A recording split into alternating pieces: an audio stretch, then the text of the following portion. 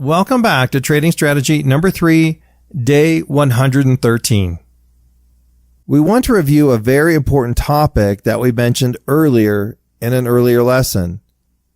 Remember to prepare for both sides of the trade. If your trade does not go the way your strategy suggests, which direction will it go? The opposite. That is why it is important to be able to prepare both sides of the trade.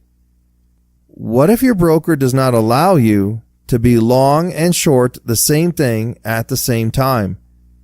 There are two possible solutions. Open one account with your broker for long trades.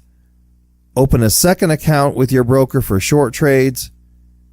Another possible solution is to have a third party open an account for you at a broker.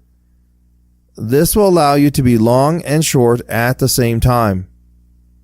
Please scroll down the page to find the trading material for today's lesson.